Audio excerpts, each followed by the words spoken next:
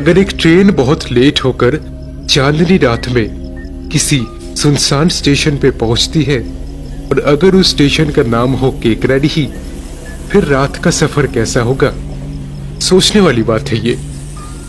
केकराडीही में मेरे एक भैया सेच दफ्तर के इंजीनियर है, इसलिए उनके पास खुद की एक जीप भी है।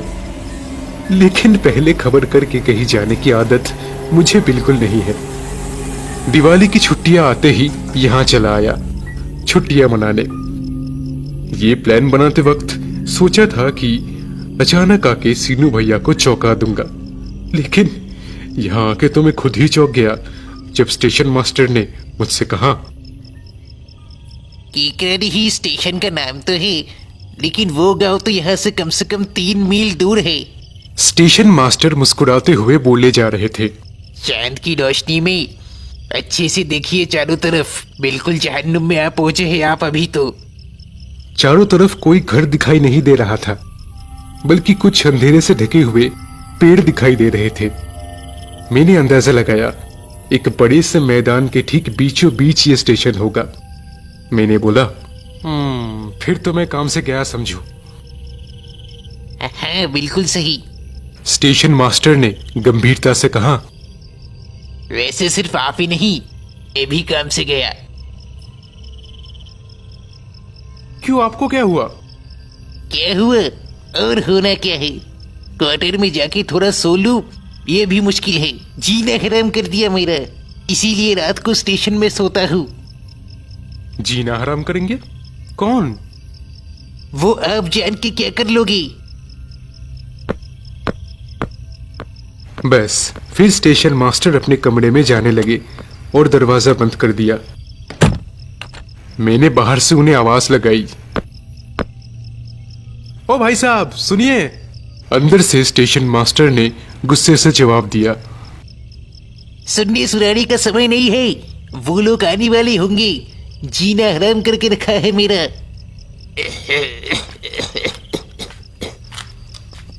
इतनी देर में एक बूढ़ा आदमी आते दिखाई दिया, खांसते हुए। उसके हाथ में एक रेल की बत्ती थी। ये जरूर रेल में काम करने वाला ही कोई होगा। बत्ती को नीचे रख के वहां रखे एक सूटकेस के ऊपर वो आराम से सो गया।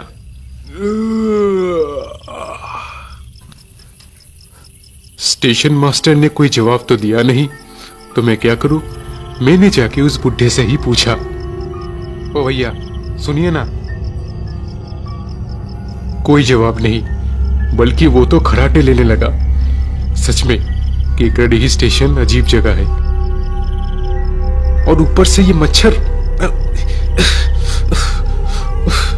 उनसे परेशान होके मैं प्लेटफॉर्म पे चला आया, लेकिन यहां भी मच्छर भरे पड़े थे। फिर गुस्से से आग बबूला होके मैंने ठान लिया कि बाकी का रास्ता पैदल ही निकल जाऊंगा। चांदनी रात है, गुनगुनाते हुए। स्टेशन से बाहर निकलते ही मुझे कच्चा रास्ता मिल गया और वहां पे बस एक ही आदमी खड़ा था। मेरी आवाज सुन के मेरी तरफ घुमा वो। कौन? मैंने बोला, मैं मुंबई से आ रहा हूँ। मेरे एक भैया यहीं पे रहते हैं, यहीं पे काम करते हैं वो। लेकिन स्टेशन पे आने के बाद बिल्कुल फंस गया हूं मैं अभी। समझा, मेरा भी यही हाल है। मैं भी मुंबई से ही आ रहा हूँ। मैं तो खुश हो गया, फिर बोला, फिर चलिए ना एक साथ, बातें करते हुए पहुंच जाएंगे। चलने की जरूरत नहीं है। इतना बोल के वो हंसने लगे। थोड़ा इंतजार कीजिए, अब्दुल मियाँ की सवारी आती ही होगी। मैंने और खुशी से कहा, अरे ये तो बहुत अच्छी बात है। हाँ अच्छा तो है, मगर पूरी तरह से अच्छा नहीं है। लेकिन क्यों? अब्दुल मियाँ अपनी सवारी में मुर्दों को ठिकाने लगाता है। उससे क्या? हमारे साथ तो एक गाड़ी में कोई मुर्दा नहीं होगा ना। क्या पता। फिर उन्होंने कहा, मान लीजिए आप भी तो जाएंगे मेरे साथ। आप एक मुर्दा नहीं है, इस बात की क्या गारंटी है?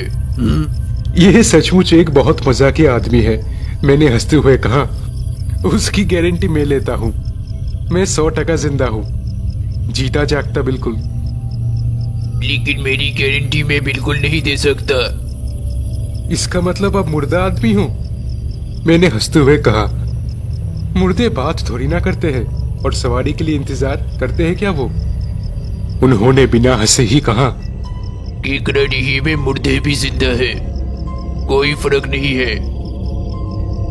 थोड़ी देर पहले अब्दुल एक मुर्दा लेके जा रहा था। मुर्दे ने मुझे देख के कहा, क्या हाल है, समझ रहे हैं ना आप? वो आदमी वाकई मजाकिया था। खुद बिल्कुल नहीं हंस रहा था, लेकिन अपनी बातों से दूसरों को हंसाने में माहिर थे वो। मैंने उनसे कहा, कुछ देर पहले मैं स्टेशन मास्टर से मिला था। उन्होंने बोला कि कोई उनका जीना हराम कर देता है रात को, खाली पीली। कहीं मुर्दे ही आके परेशान तो नहीं करते उन्हें?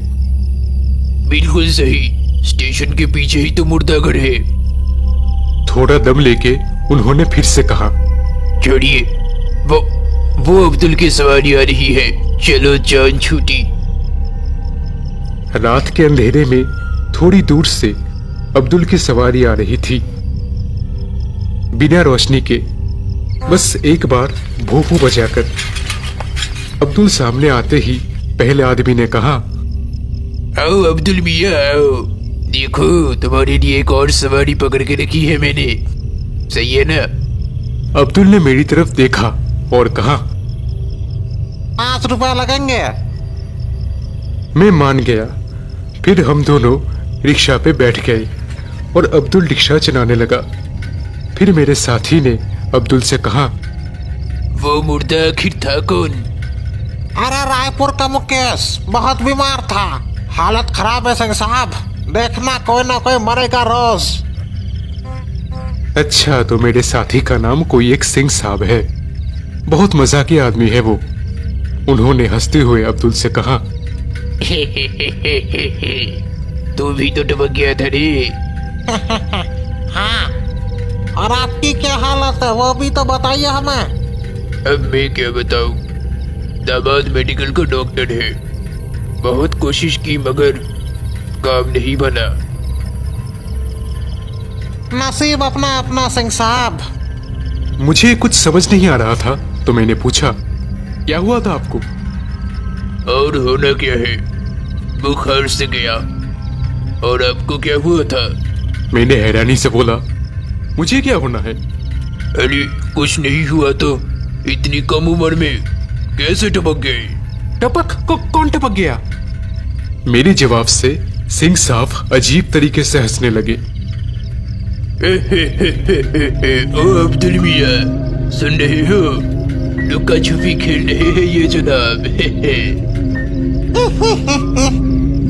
अभी टपके हैं ना, इसलिए शर्मा रहे हैं, बाद में सब ठीक हो जाएगा। मैंने कुछ बिना समझे ही बोला, आखिर मामला है क्या? तेरा साफ साफ मुझे भी तो बताओ कोई।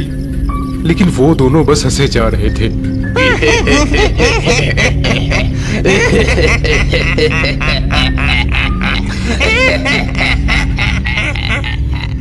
सड़क के दोनों तरफ घना अंधेरा था, सिर्फ काले काले पेड़ दिख रहे थे। लेकिन चांद बहुत ही खूबसूरत दिख रहा था, लगातार रोशनी बिखेर रहा था। अचानक कहीं से लोमड़ी की पुकार सुनाई पड़ी। इतनी देर में मुझे थोड़ा थोड़ा डर लगने लगा था। सिंह साहब ने अचानक ही बोला,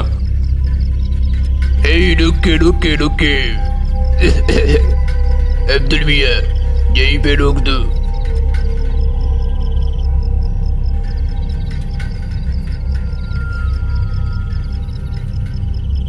अब्दुल ने रिक्शा रोक के कहा, यहाँ पे क्यों?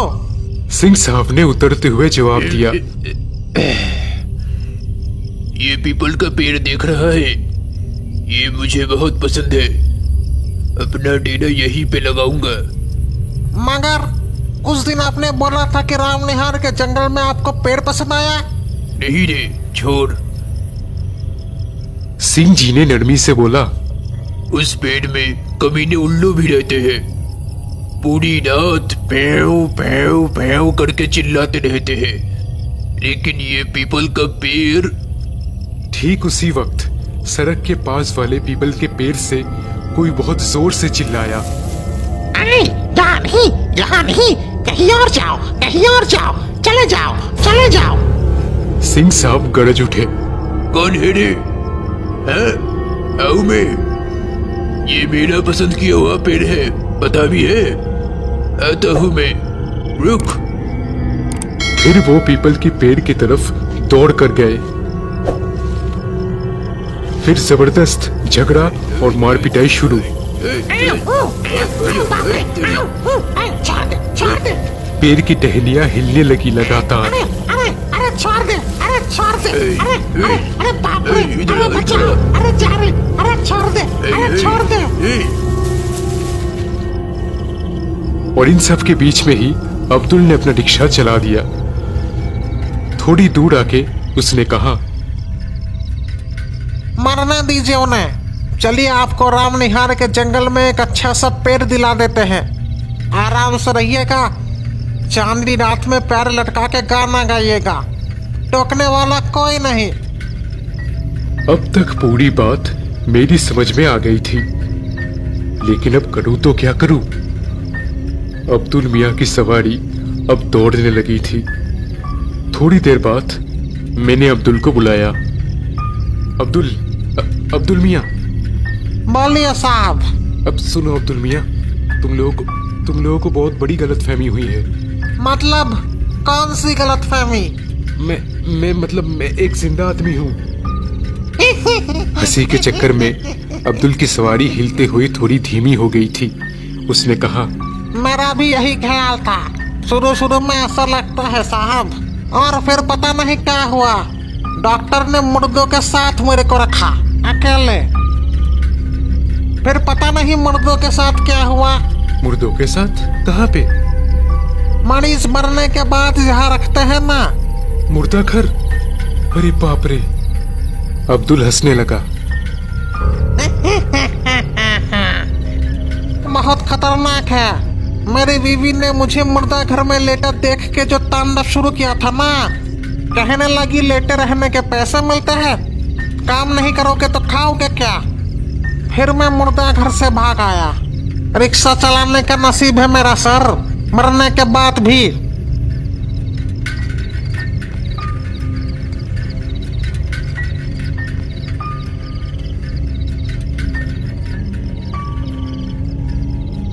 अब्दुल, मुझे यहीं पे उतार दो।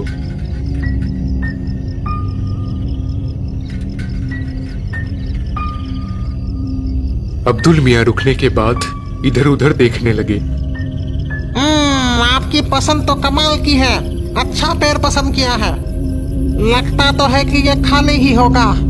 अब्दुल मियां सड़क के एक तरफ जो सूखा हुआ पेड़ था उसी की बात कर रहे थे। चांद उस पेड़ के टहनियों के बीच से दिखाई दे रहा था, आधा अधूरा। मैं झट से नीचे उतरा और भागने लगा।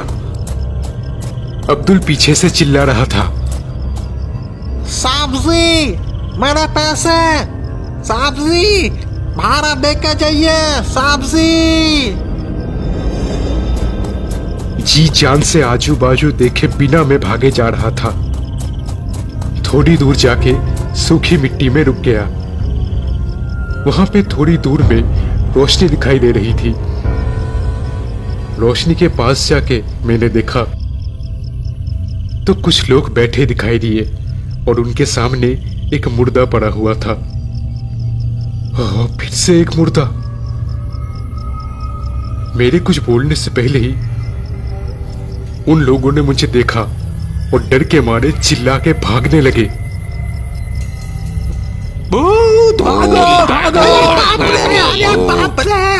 मैं सोच ही रहा था कि क्या हुआ, लेकिन तभी अचानक वो मुर्दा धीरे धीरे उठने लगा।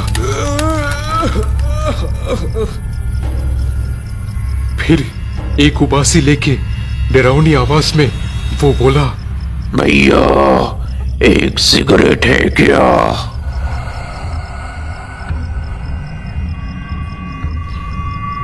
दिमाग काम नहीं कर रहा था मेरा। ऐसा लगा मानो ऊंचाई से अभी गिर जाऊंगा।